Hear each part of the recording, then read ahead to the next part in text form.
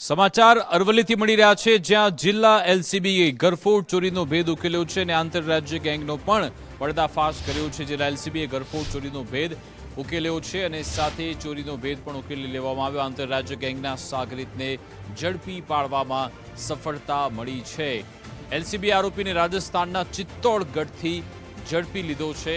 એની સામે કાયદેસરની કાર્યવાહી શરૂ.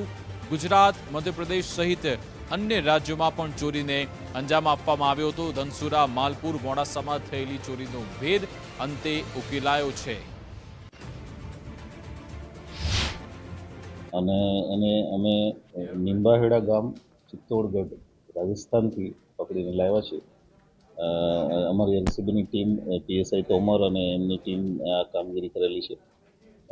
આપણા અરવલ્લી જિલ્લામાં ટોટલ 3 અલગ અલગ જગ્યાએ એણે ચોરી કરેલી છે. 2025 અને 2026માં સિમ કાર્ડ પણ એની પાસેથી અમને અલગ અલગ પ્રાપ્ત થયા છે. જે આગળની તપાસ એમાં ચાલુ છે. રિમાન્ડ લઈ અને આગળની કાર્યવાહી કરીશું. જે ગેંગ છે એમાં 3 આરોપી છે. 3 મધ્યપ્રદેશના છે.